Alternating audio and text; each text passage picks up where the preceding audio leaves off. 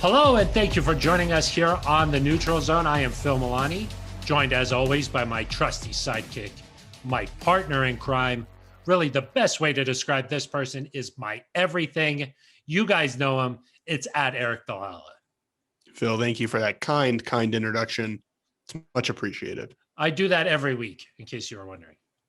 I don't often listen to what you're saying, but it was appreciated this week. Eric, where are you right now? Well, you might be able to tell from the easel behind me, some of the watercolors, the pastels, some of the paintings and drawings up on the shelves. Those look like bobbleheads up there, but they're actually clay sculptures that were molded. I'm in Ben Swanson's office today, displaced from my normal recording studio that we love, Phil. But Ben Swanson, great supervisor of this podcast, he offered to let me use his spot. A nice behind the scenes look for our viewers on YouTube. That is nice. Yeah. And maybe little Ben Swanson will pop up at any moment. Keep your eyes open. That is a false tease. I would not stick around for something like that. That's false. But what you should stick around for is the rest of this show, because we have got a great episode lined up. NFL Network's Daniel Jeremiah. You can follow him at Move the Sticks on Twitter. He will join us. We'll have a chat about the NFL draft coming up. Eric, you know, the 2020 season, now that the Super Bowl has been played, it's in the past. We have moved on, and all of our sights are set on the draft.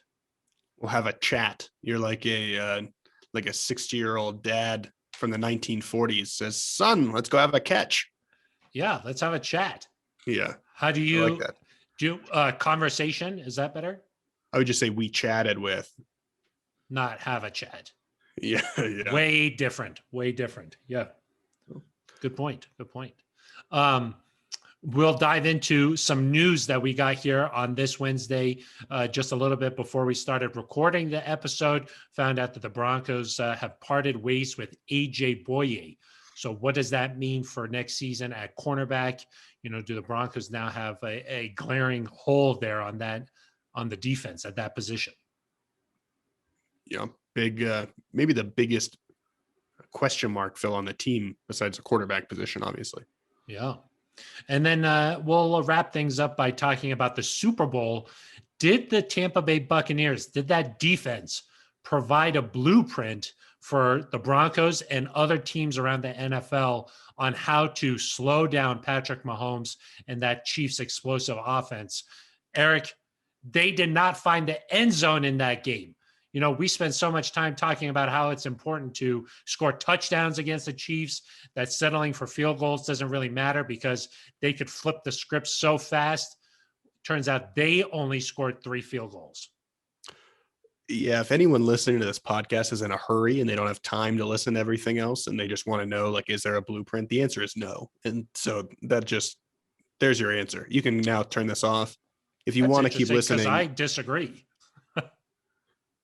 Oh, that should tell you all you need to know then. Yeah, there you go. If you like me and you are smart about football, like me, like me, then I think you should listen. Let's be clear. I want people to listen because I have things to say about it. I'm trying to be considerate, and like, maybe if you just don't have that much time, but you want to know the answer, I just gave it to you. Yeah. Someday I'll teach you about how this whole thing works. You know, like, here's like why we structure things this way, and like sort of, you know, maybe a PowerPoint would help you. Yeah. Do you know how to make one of those? That's advanced technology. What's a computer? Exactly. You know? Eric, let's just go ahead and dive right into the first topic here. The Broncos have parted ways with A.J. Bouye. I don't think that this was a surprise for anyone, considering that the cap is expected to go down next season. Bouye scheduled to make a lot of money, so this move going to open up some options for the Broncos. Yeah, and it wasn't just about money, Phil. I think part of it, too, is that Bouye is still expected to miss 2 more games because of the suspension that he had last season. You couldn't necessarily, you know, if he played well last year, I think this is a perfectly reasonable salary to give a top cornerback. I think it was a confluence of factors that included the fact that He didn't have an interception for the first time in his career since he became a starter. He only played 7 games because of injury and the suspension. The Broncos secondary, just especially at the cornerback position, wasn't anywhere close to what the Broncos thought it would be.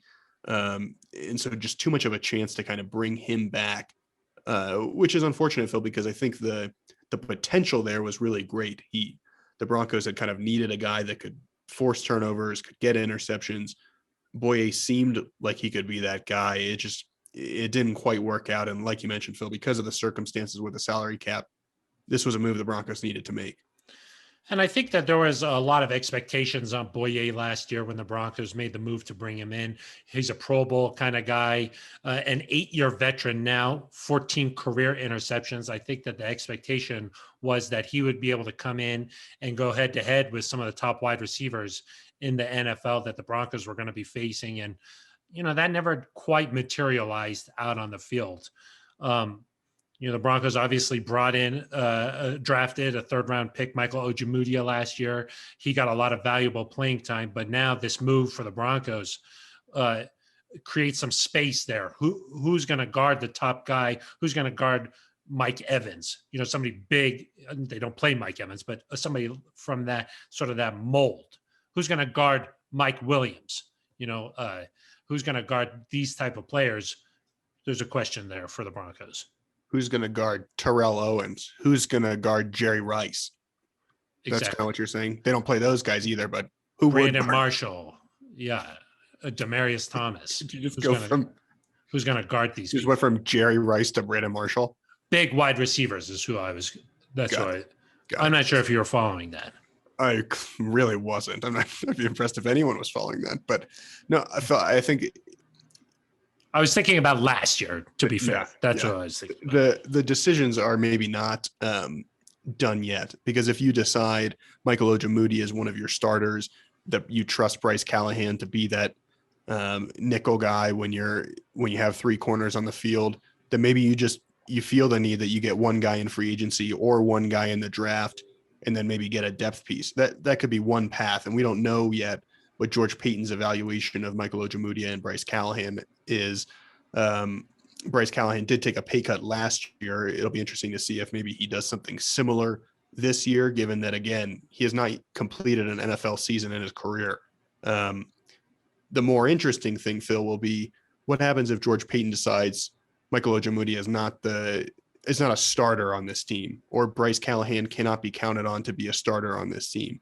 Then you start looking at, maybe you have to add a guy in free agency and use the 9th pick on a corner, and then use a late round pick on a corner. And you kind of build your entire off season around those cornerback positions.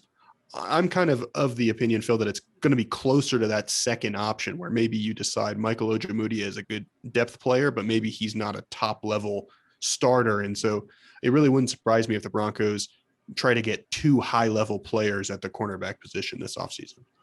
Could be something like what they did with the wide receiver position last year, where they used their first 2 picks in the draft on the same position. It's a little bit rare, but the Broncos did it last year. Maybe that's another good option. And we'll get to what Daniel Jeremiah thinks about this. But I would say that number 9 pick, you're right in a sweet spot there, where most likely you'll have the opportunity to get the top cornerback coming out of college, whether that's Caleb Farley, or if that's a Patrick Surtain, somebody like that, where you expect them to come in and be a major contributor right away. Yeah, and it'll be interesting to see, what obviously free agency comes first, and there's some decent options there. I think William Jackson from Cincinnati is kind of considered the top premier option right now. He was a 1st-round pick in 2016, played his 5th-year option last year, but has not been extended. I think it's kind of the expectations that the Bengals will bring him back, but if he's somehow able to get away, that's kind of the Byron Jones of this year's class, if you will. Phil, I'm not sure if that top level option is the direction the Broncos will go, just because if you're keeping Justin Simmons, which I think, it sounds like based in some way or another, the Broncos will try to do that. He's either going to be paid as the top safety in the league or right there with them. And so can you afford to pay 2 guys in that same secondary, top level money? I think it's more likely that you get somebody in free agency who's kind of in that second tier guys, maybe a Chidobe Awuzie. I know maybe you would be a fan of that move, Phil. And then, like you said, you get a Surtain, you get a Farley in the first round. We'll get to this in a little bit, Phil, when we talk about the Chiefs, but cornerbacks and linebackers, I think, are crucial defensive positions that the Broncos have to upgrade at. Broncos linebacking core, I think you expected Alexander Johnson to take a bigger leap than he did. Maybe they need some help there. So Micah Parsons could be an answer as well from Penn State. But yeah, I think right now, if you were ranking leaders in the clubhouse, a cornerback is probably what I would guess. The interesting thing to me about this Bouye move is that it's really the first big piece that Peyton has made a decision about since coming in and taking over the general manager duties. So, we'll see how things fall here, but you brought up Bryce Callahan. I mean, there's no guarantee that he's going to be back next season. And if they decide to make a move there, then they'll definitely have to address cornerback in the draft some way, shape, or form, because you need guys who can match up in the NFL. At some point, there's going to be one-on-one coverage, man coverage, and they've got to hold up long enough for the pass rush to get home, or they can't give up a huge explosive play. And I do think that Michael Ojemudia got some valuable experience. I mean, he guarded some tough guys in the league last year, and I think that he showed the mental toughness to be able to say, yeah, I just gave up a play, but I'm right back here. I'm learning, I'm growing. And I'd be surprised if they diminished his role moving forward.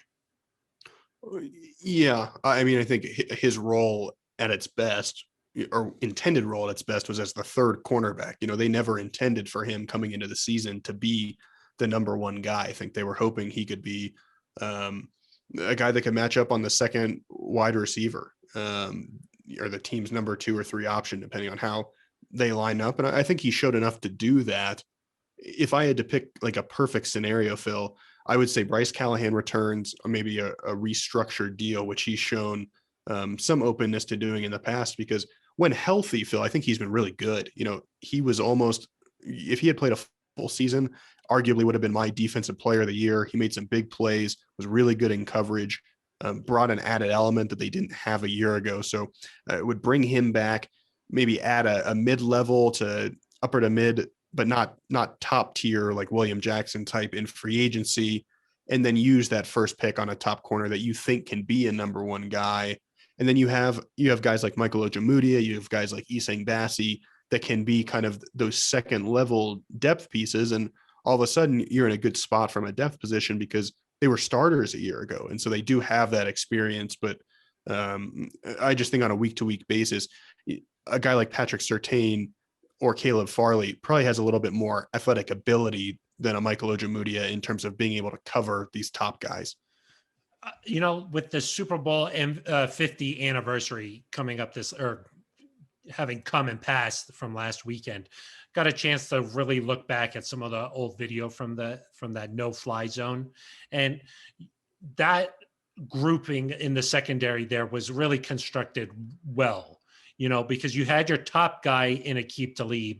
You had a first-round pick in Bradley Roby, who was guarding the other guy on the outside. And then you had a really smart, crafty player in Chris Harris Jr. covering the nickel. And then you had 2 really good complementary safeties in Darian Stewart and TJ Ward.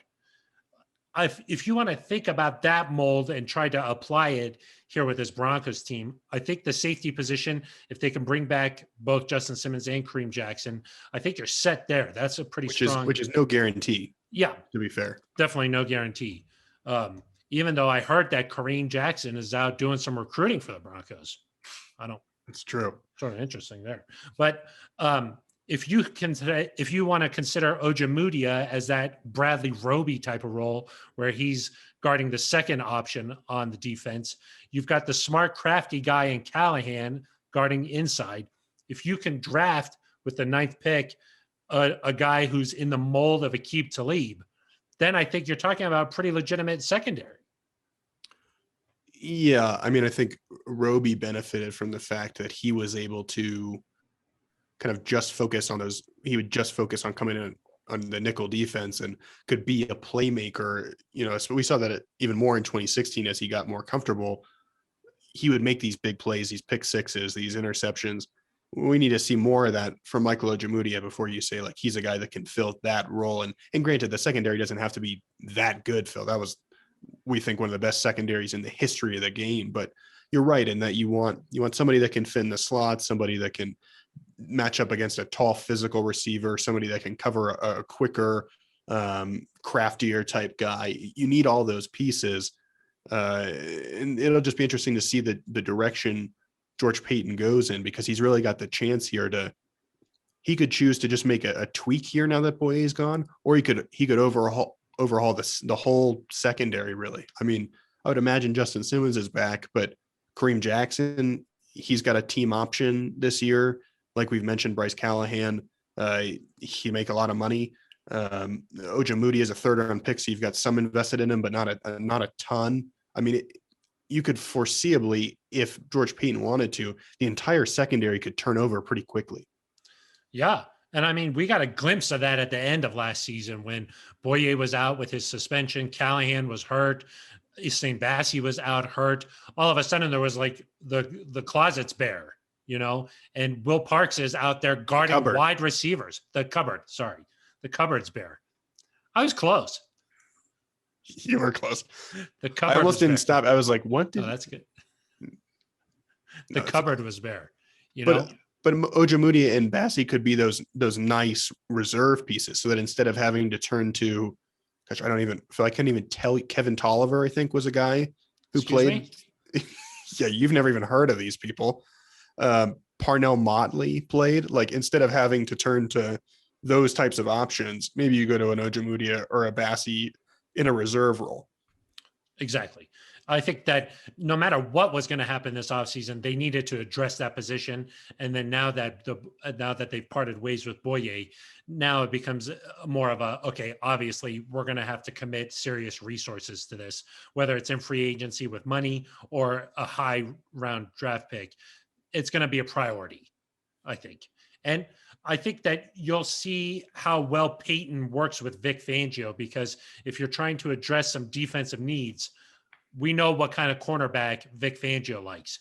He likes a bigger cornerback that's willing to get in there and make a big tackle and isn't afraid of physical play. We heard how important that was to Vic Fangio at the end, where who was it who was not making it? Was it Devontae Bosby? Yeah, who didn't go all in on a tackle and got benched in a game. So I think that we'll get an idea of like how well these two see eye to eye in terms of, let's make a pick with that number 9 overall pick, a guy who we expect to be here for a long, long time.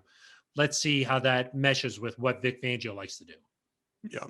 And we'll take a closer look, Phil, I'm sure, as we get closer to the draft and free agency at these specific guys and kind of what's the difference between a Farley and a Surtain. But they're both, it seems like, good prospects that could definitely help Denver. And 9 is maybe the sweet spot of where you get good value for picking a cornerback. I think that that's a perfect spot, just because you can draft a guy who's going to be a franchise player at cornerback. That's the perfect spot to draft a number 1 cornerback. And you're going to be getting the top guy most likely, considering how, offensive tackles, quarterbacks, they all tend to bunch up, in that first 8 picks or, usually top 10 picks. At 9, you could be getting your choice of whatever cornerback you want. So I also think the first overall pick is good because you could get like Trevor Lawrence if you wanted. Yeah, but you probably wouldn't take Caleb Farley with the number 1 overall, No, I'd take Trevor Lawrence and then just score 50 points a game. Yeah. Do you think that's what's going to happen? Do I think the Broncos are going to take Trevor Lawrence? I do not. No, I mean, do you think Trevor Lawrence is going to score 50 points a game? If you gave him Jerry Jeudy and Noah Fant and Cortland Sutton, maybe. They got LaVisca Chenault down there. Okay. Ever heard of him? Yeah, you're like, trade for Chidozie and LaVisca. Anybody else I'm missing? Those are the only buffs in the NFL, right? Well, ever heard of David Bakhtiari? Huh? The highest paid left tackle in the game. Ever heard of him? I have heard of him. Yeah. Akilo Witherspoon? Akilo, yeah. Yeah. That could be He was okay for the 49ers. Yeah. This isn't a Buffs podcast, though. No, it's certainly not. Yeah. We'll I get to think- the Cats section soon, though. Got some good prospects from the Cats. Oh, really? Yeah. Rashawn Slater, considered the borderline top offensive line prospect at tackle. And then Greg Newsome could be a nice cornerback option, like in the second or third round. That's Panay Sewell. That's the guy from Oregon. Yeah. Not according to your guy, Daniel Jeremiah, who we're going to hear from. Oh, wow. Okay. Yeah. Little tease there. You finally got it. Yeah. You kind of got it. Nice. You pick up fast. I'm impressed. Eric, like you just mentioned, let's get to my interview with NFL Network's Daniel Jeremiah. Go over a bunch of different things here, including who is the second best quarterback in this year's draft after Trevor Lawrence. And we'll also ask him what direction he thinks the Broncos might go in at number 9.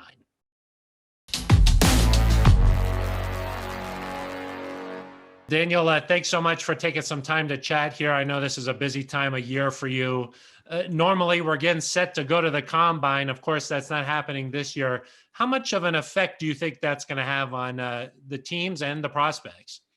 Yeah, it's different. I mean, I guess par for the course, right, for this year. Everything just being a little bit different. But, I think teams are comfortable with the kind of the Zoom interviews that they're able to do with these guys. They did it last year, not being able to bring in guys for visits. So I think that part of it, so it won't be this big of a deal. But just getting the testing numbers, that's kind of the challenge. So, you get out to these pro days, but, one field is not comparable to the other one in terms of the 40 times. So I've actually been talking to some teams that have said the GPS stuff that they've been able to get, the catapult stuff and all that data from the schools has been very valuable this year to try and rely on those numbers in lieu of not having them on the combine. Last year in the draft, the wide receiver class was one of the best that we've seen in a long time. What do you feel like the strength of this year's draft is so far? Yeah, I think it's another good year for receivers. I'm kind of wondering if we're ever going to see a down year for receivers the way that all these colleges are throwing it everywhere. So it's another good year. I don't think it's as deep as we had last year, but it's a good group.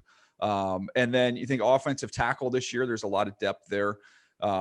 So that's another position that's it's really going to be, picked apart here as we go through the top part of the first round. I think you're going to see these offensive tackles go flying off the board. But so a lot of depth, receiver, offensive tackle. On the defensive side of the ball, I think it's a pretty good group of corners. Maybe not that premier guy, but just a really good, solid depth there at that position. So those would be the three that kind of stand out to me. You mentioned a cornerback spot there. This week, the Broncos get rid of AJ Bouye at that number 9 spot overall. Some mocks have Patrick Surtain there, Caleb Farley. What do you like about those two guys? Well, I like both of them. I like Farley the best. I think he's got really, really good instincts and ball skills to go along with the size and the physicality that he has. To me, the difference with him and Surtain, they share those qualities, but I think some of the quickness, some of the short area quickness, I think Farley's just a little more comfortable. So he'd be able to match up with the different size, receivers you're going to get. Some of those smaller guys, he'll be able to mirror and match them a little bit better. But Surtain, again, size, length, he's going to run in the 4.3s. Everybody knows about the genes there with his dad. He's a pro's pro.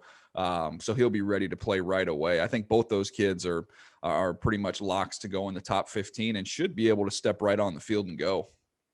I know you come out with your top 50 list every year, and that's always you're working on that.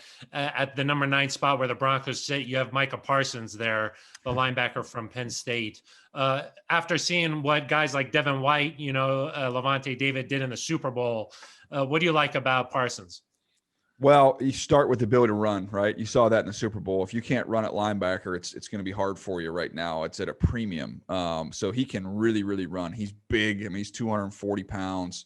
He's 6'3", whatever he is. And he's got big time range because of his speed. He can really cover, and you see him cover. You're not just, projecting, he's a good athlete, he'll be able to cover it. Penn State had him covering tight ends. He did it very, very well. He's a great blitzer, both inside and outside off the edge. There's really not much he can't do. I mean, he is a very gifted player. And I think that versatility, athleticism, and the ability in the passing game, both to cover and then to rush, if you want to rush him, is what's going to send his value sky high. You think that it would make sense as high as number 9 for a guy like Parsons? I wouldn't have any problems whatsoever if they went in that direction. If they felt, hey, we feel like there's some good corner depth in this draft, we can address that a little bit later on. I mean, they need to address that position, but they have free agency to see what they can do there, and they have the rest of the draft. So, I mean, I would have no problem at all saluting that pick if they took Parsons. It'd be a great fit. On Friday, we know that Trevor Lawrence is expected to do his only on-field workout for teams. Obviously, he's the number 1 guy, but some people are talking maybe the Broncos might be interested in a quarterback. After Lawrence, who do you think is that next guy? Yeah, for me, it's Zach Wilson from BYU. I think he's just a really gifted thrower, natural, everything he does, on platform, off platform, different arm angles. He's just really a natural thrower. So he'd be number 2 for me. And then you get into the interesting guys really with Trey Lance and Justin Fields, where I think tremendous upside for both guys. And Justin Fields with his speed and athleticism to go along with what he can do as a thrower is very intriguing. They're not totally clean prospects. They've got some things they need to work through. Trey Lance obviously doesn't have the experience. Is only a 1-year starter, only 1 game this year. And Justin Fields just, he had a little bit of a rough patch during the season before he really lit up that playoff game against Clemson. So you've got to kind of comb through that and get comfortable with that. And to me, know that this is not a pick for year 1. This is a pick for year 2 and 3 down the road. And look, the blueprint for those guys, when you see Mahomes being able to sit and rest, I'm not saying they're going to be Mahomes, but that's the formula, Phil, is you got to be able to rest those guys, let them sit and learn and absorb everything, and it might have a huge payoff. It's crazy to think that Mahomes was the 10th pick overall, or like Deshaun Watson was the 12th guy. I mean, with the Broncos sitting at 9, it feels like maybe some of those top guys are already going to be gone, but you never know, huh? No doubt. And if you go through, I think maybe the last 10 or 11 drafts, I did it the other day. I want to say it was 7 or 8 of those drafts. You would say in hindsight, the best quarterback to emerge from that draft was not the first one taken. So it was the vast majority of them, right? So it's not the number 1 guy. It's like you mentioned, you get Watson, Mahomes, and we've seen even with the Josh Allen, Lamar Jackson group, those guys weren't the first ones gone there. So there is some precedent there to be pretty interested in the quarterback position where the Broncos are picking. Having been a former scout yourself, living in that world, what kind of reputation does the Broncos' new general manager, George Paton, have? A really good reputation. He's one of the guys for some reason our paths just have not crossed. So I haven't got a chance to get to know him, but I know a lot of folks who have worked with him and for him, and nothing but great things to say about him. Just, smart, detailed, organized. He's had, as you guys know, plenty of opportunities to leave prior to this one, but this was a one that really interested him, and he ended up making the move. But reputation wise, I've never heard one bad thing about him. For him to step in like at this point, really any new GM, what's the biggest task to try and get caught up to speed and get going here? Everything is on such a condensed timeline for him. Yeah, there's a lot of, I think we have 6 new general managers around the league. And to me, you can't skip steps, right? You've got free agency coming up, you've got the draft, but before you get to either one of those, you need to learn your own roster, get to know your roster. You have your coaching staff to be able to understand what they look for, what they need in terms of how players fit in their system. So before you can kind of go out and study everything else, you need to do an audit and really study what you have there in the building. So that to me is the challenge on a time crunch, is to be, getting ready for free agency. But man, you've got to start with doing your homework on your own group. The last one I had for you, Daniel, is just, what is this process like for you these next couple of months? What do you like to do? How do you get ready for the draft? Yeah, I'm going position by position right now. So it's a little different not having a combine, because I kind of have that combine list and I'm like, okay, I want to get all these guys done by the time we get to Indianapolis. So this year we don't have that marker. So it kind of throws you off a little bit. But it's just every day. My friend Phil Savage used to always say when we were together, man, it's kind of just advance the ball, right? Every day, if you can just advance the ball with your work and stay on task. So that's something that I've tried to do. It's why I came up with the moniker "Move the Sticks," which was just kind of, hey, not touchdowns, just first downs, just a little bit more each and every day, and then eventually we'll get there. Oh, I love it. I don't know how you guys get to know so many guys, because come draft day, you're like an expert on everybody. So it's really impressive. Well, it's something I love doing. So it's not like I'm sitting here having to do manual labor. I'm just watching pass rushers today. So it's not that bad. All right, Daniel. Well, we appreciate your insight and thanks for your time. I appreciate you. Have a good one. My thanks to Daniel Jeremiah of NFL Network. You can follow him on Twitter at Move the Sticks. Eric, he comes out with a top 50 prospects list. That's what he likes to do. Instead of maybe mocking right now, it's a little too early, in my opinion, to have a legitimate mock draft. But he likes to go, hey, here are my top 50 guys. He's got Trevor Lawrence, obviously, number one, but then Jamar Chase, the wide receiver from LSU, number 2 overall prospect, according to Jeremiah. Kyle Pitts, the tight end out of Florida. Zach Wilson, he has at number 4. And then Caleb Farley at number 5. What about number 6, Phil? Do you want me to keep going? Well, just number 6. Oh, I'm sorry. There we go. Yeah, number 6. Usually, top 5, that's like a big deal. Okay, you're top 5. Number 6 is someone named Rashawn Slater. The top tackle prospect in the entire draft. Yeah, that's impressive. Pretty nice. The one thing that we know about Big Ten football is that they like to run the clock, run the ball, and win with defense. Yeah, this guy didn't even play last year, Phil. He opted out. Really? Yeah. You guys could have won the national championship. Yeah, you're really showing how much you know about these top guys. Do you know where Kyle Pitts even played football? Top guy. The top 5. Yeah. This guy's number 6. Yeah. After that, I don't know. Kyle Pitts, Florida. I just talked about him. Yeah. How many catches did he have in the bowl game? Do you know? I do not know. Did he opt out of the bowl game? He did. Oh, you're smart. You caught me. Yeah. Did he opt out? That's kind of like a common thing. Your closet is not bare. Thank you. I know. I picked this out today to wear. Yeah. You open either of our closets, Phil, just a lot of sweaters. Yeah. A sweater for every occasion. Eric, I was going to save this for the end, but you know that it's supposed to be very cold this weekend, like really cold. The thing that I found interesting is, why do such aggressive terms get associated with weather? Like, people are saying this is going to be an Arctic blast. I'm like, whoa, why is it a blast? Or like they said, this is an Arctic invasion. An invasion? We're talking about weather patterns here, it doesn't need to be so aggressive. Got it. Yeah. Uh-huh. Don't you think that's interesting?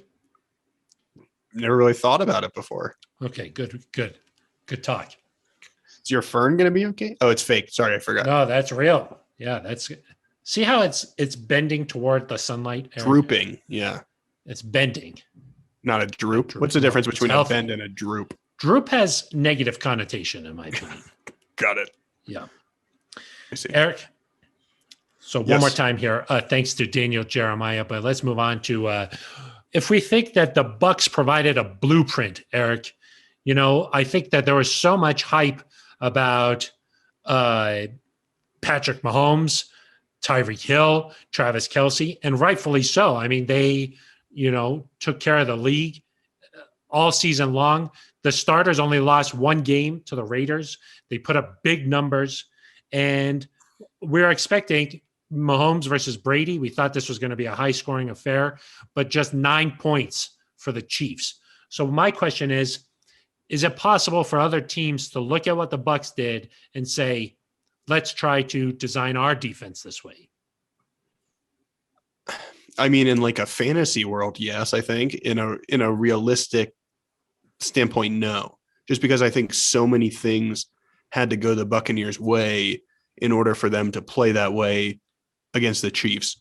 They were able to get tons, not just pressure, but tons of pressure with 4 rushers, which is how you have to beat the Chiefs. And they were only able to do that really, Phil, because the Chiefs starting 2 tackles were out.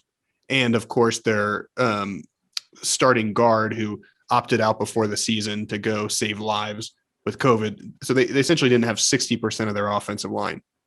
So you're able to get pressure with 4. Then the Bucs have 2 incredible linebackers in Devin White and Levante David that they didn't shut Kelsey down, but they were kind of able to keep him in check. And then the cornerbacks, I mean, they played well. They weren't, I don't think, spectacular in any means, but they were helped out by the fact, of course, that they could play coverage because you were getting pressure with 4.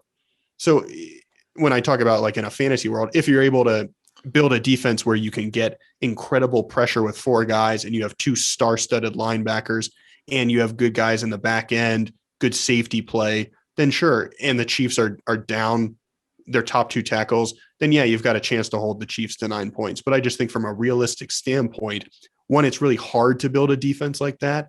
And 2, I just think the circumstances that the Chiefs faced made this like a once in a, every season or so type deal. I kind of look at it as, Phil, like I'll use a Broncos example. In Super Bowl 48, the Seahawks shut the Broncos offense down, but that wasn't, the Broncos offense was still really good the next year too. It didn't necessarily provide a blueprint that every team could use. If you look at Peyton Manning in the past in Indianapolis, the Patriots would shut them down, and then the next year they would go blow out a bunch of people. I mean, it takes a very good defense at different levels and some other factors for this to happen. So no, I don't think that they're going to come out next season and all of a sudden the Chiefs scoring output is going to drop from 35 to 20. I just don't think that that's realistic. You bring up Super Bowl 48 with that Broncos offense. To me, that's a completely different situation because the momentum swings in that game put the Broncos offense in a weird position right off the bat. I mean, the ball snapped over Peyton Manning's head, created such a bizarre shift in emotion. You were just like, oh, that was weird. But you were kind of like questioning yourself the whole time. And when the opening kick of the second half gets returned for a touchdown, you're in a weird position. Nothing really weird happened in this Super Bowl other than that Bucs defense really just took it to them. And, I think that it's easy now to go back and look and be like, oh, well, the Chiefs are missing this guy and they're missing that guy and Patrick Mahomes' toe is hurt. That was not the talk heading into the game, though. Nobody was saying, gosh, I wonder if this Chiefs team is going to score more than 9 points. Like that thought never, nobody was like, I think that this is going to be that type of a game, the way that it played out. Nobody was like, I'm looking at this and gosh, this Chiefs offense is really missing a lot of pieces. Like I wouldn't be surprised if they really came out and laid an egg. So what I think happened was, yes, the pass rush on Mahomes was outstanding. Shaquille Barrett had a very nice game. I think the Broncos, if Von Miller comes back, could do something similar there where they get an effective pass rush with Bradley Chubb and some of these guys back for another year. I think they can get pressure on Mahomes with 4 guys. The piece that I think that really changed things was that interior linebackers, the guys you mentioned, Levante David and Devin White. Those are 2 special players that maybe when I say blueprint, you say, we're going to need a guy who can do something similar to come in and play this style against these guys, because I think the way that they played was really effective. One play in particular sticks out to me, Eric, where it was 3rd down and Romo even knew it. He was like, this is Travis Kelce time. And on the other side, Tyreek Hill, he didn't even run a route because it was supposed to be, I think, a screen pass or something like that, where he didn't even run a route. Everybody knew that was going to Kelce, and they did a great job minimizing the gut punches that the Chiefs normally get. They normally pick up a crazy 3rd down play, or they score a touchdown when you've just almost sacked Mahomes. That never happened to them. and they never gave up anything super deep. Like they never gave up like a 60-yard touchdown or something. And it seemed like the Bucs really learned from that first meeting when Tyreek Hill had more than 200 yards in the first quarter, the first time that they played. It seems like they really learned. They adjusted their scheme, and because the ability of their middle linebackers, they were really able to make that Kansas City offense not look like Kansas City. Right. No, I totally agree with that. And I think, but just because like no one expected that to happen doesn't mean that every other team can make it happen. You know, like you mentioned, you have to have those really special linebackers. And Phil, I think even if, say, you replayed this game between these two teams in 3 months when the Chiefs' offensive line was healthy and Patrick Mahomes is healthy, could the Bucs still win? Yeah, absolutely. But I think it's more likely that it's, you know, is it a low scoring game where it's in the 20s and Mahomes is able to do more because he's healthier. He's not facing, maybe the Bucs can't get pressure with 4 because the Chiefs tackles are back. And I know that's making excuses to some degree, but I just think that also Andy Reid's so good at adjustments and calling offensive plays that I think he'll learn from this and figure out, hey, if somebody does get pressure with 4 and we drop everybody, the Chiefs kind of made an error in not adjusting. Like they didn't have these quick routes. They kept kind of being stubborn and trying to hold the ball and get these deep plays that they've kind of grown accustomed to getting. But, you know, maybe there was a chance that they could have gotten a little bit more if they had kind of taken some of these check downs. I think it's the teams that are going to be able to do that to them are so few, because you do have to have a really good interior rush. You have to have like a Vita Vea, somebody at that nose position that can get push in the A gap. You know, you have to have a couple really good outside linebackers. You have to have some really good inside linebackers that can stop Travis Kelce, because even if you get that pressure, Kelce is so good at finding a spot in the zone. If you just have kind of a replacement level player, he's going to beat you up all game. And we've seen that happen at times over the last 5 years here against the Chiefs. Phil, so, you know, is it possible that another really good team that has the personnel could look at it and say, maybe this is a way to keep it close? Sure. But I think even if you have all those pieces in the future, you're probably going to hold them in the high teens or low 20s, as opposed to, I mean, it wouldn't surprise me if Mahomes is never held to 9 points again. I mean, that it was kind of ridiculous that they weren't able to score. And I'll just say there were kind of some takes going around on Twitter, Phil, like, is this similar to the Cam Newton season? Like the Broncos figured out Cam Newton and he was never quite the same. To me, it's different because that first year in Carolina, that's kind of when things took off with Cam. They were running an offense. They had success that season, but it was kind of like a 1-year wonder almost that he was playing at that level. Mahomes has played at an MVP standard or around there for the last 3 years. You know, I think it's very clear that Mahomes is not going to just all of a sudden take this major dip down and playing kind of at a replacement level. So he's here to stay. I think with Andy Reid, they're going to continue to improve and adapt their scheme. I mean, it does show the need, though, like you mentioned, for a great inside linebacker. And that's why a guy like Micah Parsons could be important. But I just don't want people to look at that Super Bowl and be like, well, they're figured out. They're solved. We got it now. Yeah, I mean, there's no doubt that the Bucs defense is loaded. I mean, they've got a lot of really talented playmakers on that defense. Interesting you brought up the Cam Newton. I think one of the things that happened to Cam, and it's started with that Broncos Super Bowl defense, is that I think people figured out if you really hit Cam a lot, you get pressure on him and you make him pay for doing some of the things that make him dynamic, then he starts to second guess himself. He starts to get a little bit frustrated and he plays a little bit different. You know, maybe he doesn't want to be quite as physical, because while he can take advantage of certain matchups, when big giant linebackers like DeMarcus Ware are pounding on you all game long, you don't really want to do that. I'll say this about Patrick Mahomes. You might see a different style of player where he's like, maybe I need to protect my body a little bit because I don't want to be banged up heading into the Super Bowl again. You know, maybe you'll see a little bit of a different style from him. I think one thing people are really critical of with Mahomes is that when he takes the snap, he just starts going back, you know, and he is a magician out there. I mean, he can make linebackers miss and safeties blitzing hesitate like nobody I've ever seen before. And he's got the arm strength to make some of these ridiculous throws where he's parallel with the ground. I mean, it's crazy.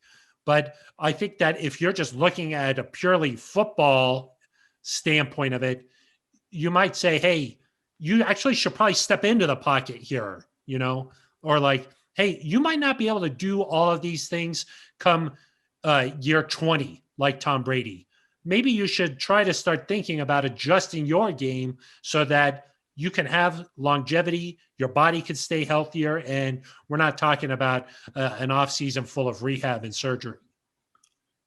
Yeah, I mean, turf toe to some extent is just unlucky. You could stub your toe. But he got concussed. Like there was some questions about his availability because of the concussion. He wasn't able to finish that game against the Browns. I mean, those are positions where you don't want your superstar quarterback in come the most important stretch of the season. Sure, no, but part of what makes him so great is his ad-libbing. I think he'll continue to do that. He's already tremendous at knowing kind of when he scrambles by the sideline when to step out and not take a hit. He doesn't take all that many of them. So I don't know how much he'll change his playing style. I will say in his defense, stepping up in the pocket was hard. I mean, there's some videos where at the snap, all four guys are immediately through the line, and it's like they open the gates and they're coming. He always does that. He's always heading back. So, and he can make amazing plays. Don't get me wrong. Usually that ends up with like a 75-yard touchdown to Tyreek Hill. Yeah. I mean, if I were guessing, I think the odds are greater that next season Mahomes has like a renewed anger or drive and goes out and throws 45 touchdowns than the odds of him like dropping back to 30 touchdowns and not playing well. I mean, I think that I've just seen enough from him that like I'm convinced that he's going to continue to play well. Of course. That's not what I'm saying. But I'm saying maybe there are some areas where he can make some adjustments. Sure. Yeah. Obviously, he's the greatest quarterback in the NFL. There's not much to be like, oh, well, he's not going to be like this forever. That's what you're saying. You're talking about in 15 forever, years. Yeah. Okay. Forever. Yes. He needs to make some adjustments because he won't be able to do these things. And we even saw John Elway have to do that, Yeah. But I mean, the kid is 25 years old. It's his fourth season in the league. I don't think he needs to worry about it right now. What he's doing is working. We might see a different Patrick Mahomes next year is what I'm saying. And to me, it is a little silly to be like, oh, maybe he'll be motivated next year. Like, you don't think he was motivated to try and beat Tom Brady in this game? I think he was motivated to beat Tom Brady in this game. Yeah. I think it's also. But next year, when he faces Tom Brady, he's going to be really motivated. He said after the game, this was going to fuel him for the rest of his career. It's a nice thing to say. It's a nice thing to say. I mean, if you don't think that like guys take motivation from certain things like losses, I don't know what to tell you. I mean, they just do. I do think that, but I don't think like, oh gosh, now all of a sudden he's going to really go from here to like this. So he's going to go from the very best to even a little bit better. I think there's a reason that it's so hard to repeat, and that after you've won, there's a natural sense that you get complacent a little bit. But they weren't complacent. I mean, the starters lost one game. They were the number one seed. They won a bunch of games by fewer than one possession or less. Yeah, they won some overtime games. It's true. Eric, let's wrap this thing up. And we've got some comments from YouTube that, I thought maybe we could point out. Eric Ramos, our good friend, a good friend of the Neutral Zone. He says, hey, Phil and Eric, excited for another show. You guys are my everything. Love it. After receiving a little bit of hate the week before about the way we start the show. Thank you very much, Eric, for coming through. And then we got another comment from AJ Mers.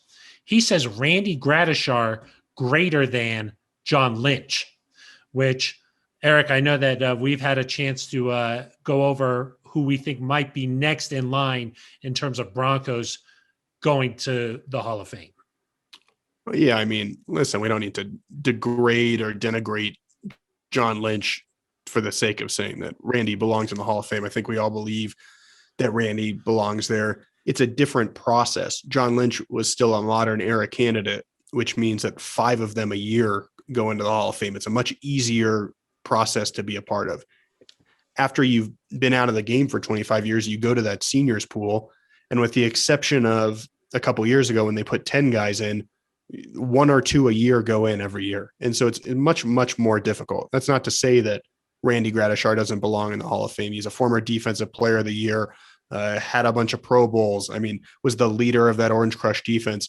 Of course he belongs in, Phil. And I think there's signs that his case is moving in the right direction. He was one of the 20 finalists for the Centennial slate. They picked 10 of them. Drew Pearson went in this year. So that's 11 of the 20. And then you've got 2 more who will go in 2022. So you figure that sometime, assuming that someone doesn't phase out of the previous, of the modern era group and become an instant senior candidate that people like, but you figure sometime in the next few years that Randy Gradishar is probably in that equation, and he deserves to be. But I mean, I don't like the idea of saying like John Lynch doesn't deserve to be in because Randy Gradishar should be in. They're both Hall of Famers in my mind.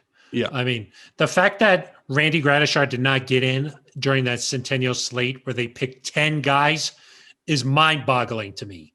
I mean, I just don't understand that. But to be fair, I think that it's easy to go back and blast the selectors after something like this. I don't think that's necessarily fair. I mean, there's a lot of really deserving players who belong in the Hall of Fame. It's a hard job to come up with these names. I mean, Drew Pearson is a very deserving Hall of Famer. I mean, and he's gone through the disappointment of not getting in for so many years, just like Randy has. But I do think that Randy's time is on the way, as do a lot of Broncos players who are deserving. I think that their time is coming too. I think DeMarcus Ware, first ballot guy next year, I think that he's got an excellent chance with his resume. And I do think that Mike Shanahan is a Hall of Famer. And so I think those 2 guys in particular, along with Randy, should be definitely in the mix come 2022. Yeah, no, I agree. And, you know, I think with the Centennial slate, one of the reasons it was difficult for some of these guys to get in that Broncos fans are used to watching is that they weren't just concerned with guys who were kind of clogged up in the last 30 to 40 years. They inducted some people who, you know, were contributor type people from the 20s and the 30s and the 40s. And they made a conscious effort to really span the entire timeline of the game, which obviously doesn't include the Broncos for the first 4 decades of the NFL's history. So that's part of the reason I think that Randy didn't make it. His time is coming. I agree with you on Mike Shanahan, Phil. Very few coaches, I think 13 have ever won 2 Super Bowls. I believe 7 have ever done it in back-to-back seasons. He has more than 200 wins. If you count his assistant coaching years with the Broncos, ranks, I think 14th all time in wins. He is among the greatest coaches. And we've talked about this before, the way he kind of helped change the game from an offensive scheme standpoint is really important. And he deserves to be in. I think Dan Reeves with 4 Super Bowl appearances is another guy who could get consideration at some point. He was on the list of finalists for the Centennial slate. But Phil, I will say this, the Broncos have had a lot of guys get in the last few years. And so we're going to come to a point, and I don't think it'll be next year because I think DeMarcus is going to get in next year, but we're going to get to a point where we go a year without a Bronco getting into the Hall of Fame. And I think people just have to understand that, like, Terrell Davis got into the Hall of Fame after a long wait. Steve Atwater got into the Hall of Fame after a long wait. John Lynch got into the Hall of Fame after a long wait. Pat Bouye got into the Hall of Fame after years of kind of explaining to the world what impact he had on the game. So many people have been recognized, and I get that the team is still underrepresented, but I don't want there to be, you know, like an angry response if we get to 2023 and Randy or Mike Shanahan doesn't go in and people are like, well, they hate the Broncos. No, they've put 6 or 7 guys in here in the last 5 years. Like that's as many as any team has had. Yeah. And I think that there's not a ton of bias against the Broncos because it's not like in football, there's an East Coast bias or something like that. I do think that every team gets represented fairly in terms of media members selecting the classes every year. So there's nothing like, oh, nobody ever watches the Broncos, so how are they supposed to know how good these guys are? No, I think that it's done very fairly. I will say, I do think that they were making up for some past misses. So I wouldn't necessarily say, oh, well, the Broncos have gotten lucky the last couple of years, some guys who weren't deserving or that kind of sort of thought process. I do think that they made up for, guys like Terrell Davis and Steve Atwater. They should have been in a long time ago. So like the fact that there's been this new surge of Broncos getting in, Champ Bailey getting in, Peyton Manning getting in, Mr. B getting in, that was in the right time frame. So like, there has been a lot of Broncos getting in recently, but a lot of it has been making up for the past. So would I be surprised if like DeMarcus Ware got in this year and then maybe the next year Mike Shanahan got in? No, I don't think that would be crazy. But I agree with you, Eric, that it's gonna at some point it's gonna get to a point where you're like, okay, a lot of Broncos have been getting in. Right, and if you're a fan of, like, say you're a Jaguars fan, and you're like, man, we've been waiting for Tony Boselli to get in here for 5 years. And like, he's got to get in before he gets to that senior pool. And he's been a finalist a lot. Like, I'm sure there are fan bases that are like, why is a Bronco getting in every single year? And I agree that you're right, that a lot of it is like making up for time where the Broncos had only 4 guys. And, for the first 44 years of the team's existence, they didn't have a Hall of Famer. So you're right that it's making up for time. And I think Randy and Mike Shanahan and DeMarcus all deserve to be in. Sooner or later, we're going to get to the point where a guy like Von Miller is up for induction. I mean, it'll be sooner than you think that those type of guys roll around. But yeah, I mean, there's so many deserving players in the seniors committee. There's so many deserving players in the coaches pool that if this year Randy is not chosen, or the year after, like Mike Shanahan is not one of the coach nominees, I think your response, or their general response, should be like, man, like Mike Shanahan really deserves to be in. And like, I hope he gets in at some point, but it should not be like the Hall of Fame hates the Broncos, because that is not true. The response should be somewhat similar to the response with John Lynch. Like, he deserves to be in, his time's going to come. Yeah. That should be the sort of the general feel around it. It is crazy that nobody from that Orange Crush defense is in the Hall of Fame. I mean, that is something that needs to get adjusted. Right. And, it's hard to – I know they don't do it like this, or they're not supposed to do it like this, but you look at the class a couple years ago in 2019, Phil, they induct 8 people. 2 of them are Broncos. Now this year, they're going to induct 8 people. 2 of them are Broncos. I mean, there's 32 NFL teams, and I get that Peyton Manning and John Lynch have other ties, and so it's not like that simple, but there's 32 organizations. Every organization hopes to have a Hall of Famer every year, because I think every organization believes that there's guys that are snubs. Peter King would certainly tell us that every team has somebody that they believe should absolutely be there. Randy's on that list, but if you were to next year say that Randy Gradishar is a senior selection or finalist, and DeMarcus Ware is a modern era first ballot guy, that's 3 times in the last 4 years that you've got multiple Broncos going in. Well, when you have the on-field success, it's going to lead to that. Sure. So, yeah, no, that's fair. I mean, a team like the Jaguars haven't had that type of success. That's true. And playing by the rules, Exactly. So, they can't take the league over, in their first year. I think that Randy's time will come. I think Mike Shanahan's time will come. I'm not going to be upset about it if it's not this coming year. Don't bash the selectors, because I do genuinely think that they do a really good job. I think that the NFL Hall of Fame is one of the better Hall of Fames. I mean, they do a really good job. They put people in, unlike baseball. Yeah, exactly. It is interesting. I almost wonder, like, to me, Bill Belichick is already a Hall of Famer. I think you should almost put coaches in while they're active, if they deserve it, because say Bill Belichick coaches another 10 years or 5 years or whatever, he's going to be 70 by the time he retires. Say it takes a couple years to induct him. Like, don't you want him to be able to enjoy it for more than 10 years or whatever. Like, I want to see prime Bill Belichick get up there and give a really grumpy speech at his enshrinement.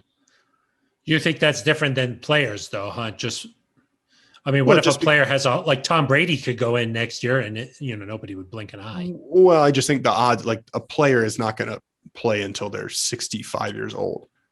Like most players, assuming I know it happens with senior candidates, but a Hall of Fame class every year, 90% of it is coming from modern era guys. And those are all within 25 years of their playing career. So you're in your 60s at the worst. Well, you might have some health problems or whatnot, Well, sure. Yeah. I mean, and it's not a perfect situation, but when somebody is 75 and going in, the odds are that they don't have 30 years to enjoy it. Especially if they also played football too, and then they went on to coaching, and then it's like, okay, right. Well, and somebody like a Bill Belichick who enjoys the history of the game so much, like part of the thing, like if I were to be in the Hall of Fame, Phil, I think something that would be cool would be every year getting to go do that ceremony where you welcome the new gold jackets, or you get to sit up there on stage during the enshrinement, or you get to go to, whatever kind of exclusive events they have. The older you are when you go in, the fewer opportunities you have to enjoy those things. And so that is one reason that you hope a Randy Gradishar or Mike Shanahan gets in sooner rather than later. Yeah. I mean, you saw that with Mr. B, of course. So yeah. Wish he would have been able to get in a little bit earlier. So, Eric, let's wrap up the show like we usually do with shout outs. You got any shout outs you want to claim? I guess Liz Manis did like a Zoom this week, I think. That is true. I think she was doing a bunch of Zooms. More than one Zoom in 1 week. I think so. Yeah. Wow. Okay. Yes. I was going to say shout out to David Baker. I mean, he traveled all across the country at a lot of different stops to make sure that each member of the class got a proper surprise. Of course, the one for Peyton Manning was down at Empower Field at Mile High, but flying to John Lynch's home and knocking on the door there, really cool moment. So shout out to David Baker and the Hall of Fame for doing it right. Yeah, some cool content from that day, Phil. A bunch of Peyton's former coaches, Gary Kubiak, Jim Caldwell, John Fox came in kind of virtually, his high school coach, Tony Dungy, Philip Fulmer. I don't know if I said David Cutcliffe already, but just some cool conversations. You put together a really cool piece about Peyton's kind of high school and collegiate career and how it led to Denver, but just a kind of a really cool moment to see on video. I wasn't there personally, Phil, but Peyton appreciates history more than anybody. And so it was kind of cool. He said over and over, the line he's using is like 30 years of football in 3 minutes. It was pretty cool. I was not there personally either. I just saw those interviews after they were already conducted, but it was cool to hear what those guys had to say. Everybody has a cool Peyton Manning story. So to be able to hear some from those guys was really cool. Yeah. Tony Dungy talking about how Peyton wanted to practice while they were in Indianapolis with wet balls. That's pretty cool. David Cutcliffe talking about recruiting Peyton Manning when he was coming out of Isidore Newman in New Orleans. Those are some cool stories that only those guys can tell. So if you haven't checked that out, that's on denverbroncos.com and also on our YouTube page. So Peyton Manning has also been shouting out Ashley Manning, his wife, a lot for her help in conducting these and making sure this all gets done. And several people with the Broncos made sure that got done too behind the scenes. So really cool deal there with the Hall of Fame. Eric, I'm curious about your thoughts on this before we say goodbye. I think it was John Lynch or maybe Peyton Manning said they should do this every year now where they fly. How do you feel about that? I like it. I don't like we don't know many Hall of Famers that well, Phil. I don't think. Maybe you do. I don't know that many all that well, but we know Steve very well. And you can just tell kind of how much I think I can say sucks on the podcast, how much it sucks to like fly down to wherever the Super Bowl is and sit in a hotel room for hours, just kind of anxiously. And then you get a phone call that you didn't make it. And then you fly home, after NFL honors. And it's just kind of like, I'm sure that plane ride back is just terrible. And this way, like, a guy like say Reggie Wayne, who didn't make it, he obviously knows he didn't make it and he got a phone call at some point, I'm sure, but you save yourself some of the headache and the heartbreak Plus, I think, as John Lynch mentioned, if you do get the knock, it's in a more like natural, authentic environment. More people can be around you. You can do it in ways that, either your family is all with you, or your former coaches are with you, or whatever it might be. I just think the video is much more authentic, and there's more to it than just a quick knock on a hotel room door. Mm. I do think I have a couple of thoughts about it. One, in a normal year, all the finalists will fly down to the Super Bowl location and have like a party. I think there's something cool about the camaraderie that takes place at that party. That's like, oh gosh, there's some like really cool stories. These guys get to bond a little bit. So you'd be missing out on that. The other thing you'd be missing out on, and having been in the room myself, you were there too, waiting for Mr. B to get that knock. There's something about sitting in a room and waiting for something, hoping it's going to happen, that like sort of builds a little bit of drama in there, where you're like, this is supposed to happen in the next 2 hours.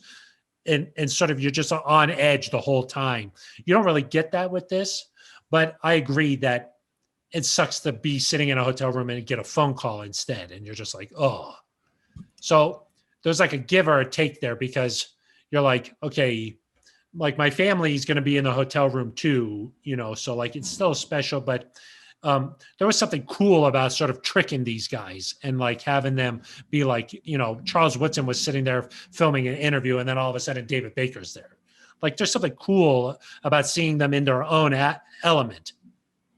Yeah, and I think with the hotel rooms, everything looks the same. Every video is essentially the same. And they're all different. There's like a little twist on each one of them, which is nice. I will say with Mr. B, Phil, when we were in the room, I think we knew that knock was coming. I mean, when someone is a finalist from a seniors or contributors committee, unless something goes very wrong, like they make it. It wasn't 100%. It was still nerve-wracking. No, it's certainly nervous. You're not sure when it's going to come. You're not sure like what the reaction is going to be. But you're pretty sure. I mean, you're more sure than probably anybody except Peyton Manning was that knock is coming. Whereas if you're a Steve or you're a John Lynch, I think that it just kind of gets exhausting to go through that, because you're really not sure, and to just kind of have to deal with that every year, I'm not sure is great. The John Lynch 8-time finalist, that's not great. Where like the 7th time you get that phone call and you're like, that would suck. But even Peyton Manning was giving John Lynch a hard time for saying, you were having a family reunion like at your own house. Like, come on, your antenna should have been up. Right. But it was really cool. So I see the ups and the positives and negatives from both ways. So, all right, that's going to do it for this episode of the Neutral Zone. Our thanks once again to Daniel Jeremiah of NFL Network, at Move the Sticks on Twitter. Our thanks to him for spending some time to talk about the draft. It's early in the process this year, no combine, but it's still exciting, and it's still time to we're heading into mock draft season, Eric. It's time to break this thing down. It. Yeah, exactly. So we also talked about the Broncos' move to part ways with A.J. Bouye, and also if the Buccaneers provided a blueprint. I say yes. Eric says no. We'll have to see how things play out next year here. So that will do it for us. We'll be back next week with another episode of the Neutral Zone. But until then, for Eric Dalala, I am Phil Milani. You've been listening to the Neutral Zone.